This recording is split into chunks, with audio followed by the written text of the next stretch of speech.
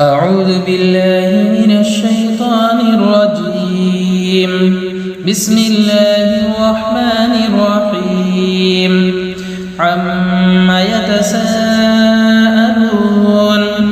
عن النبأ العظيم الذي هم فيه مختلفون.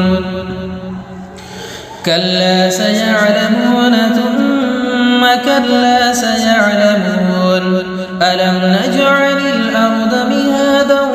والجبال أوتادا وخلقناكم أزواجا وجعلنا نومكم سباتا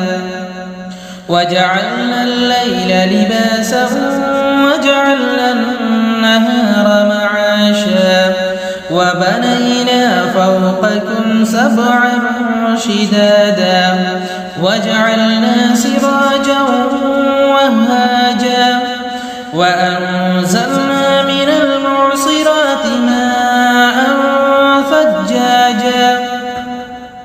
لنخرج به حبا ونباتا وجنات ألفافا إن يوم الفصل كان ميقاتا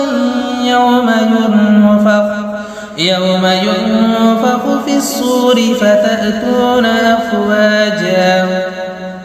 وفتحت السماء فكانت أبوابا وسيرت الجبال فكانت سرابا إن جهنم كانت مرصادا للطاغين مآبا لابثين فيها أحقابا لا يذوقون فيها بردا ولا شرابا إلا حميما وغساقا جزاء وفاقا إنهم كانوا لا يرجون حسابا وكذبوا بآياتنا كذابا وكل شيء أحصيناه كتابا فذوقوا فلن نزيدكم إلا عذابا إن للمتقين مفازا حدائق وأعنابا وكواعب أترابا وكأسا دهاقا لا يسمعون فيها لغوا ولا كذابا جزاء من ربك عطاء حسابا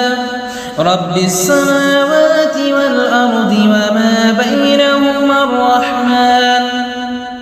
لا يملكون منه خطابا يوم يقوم الروح والملائكة صفا لا يتكلمون إلا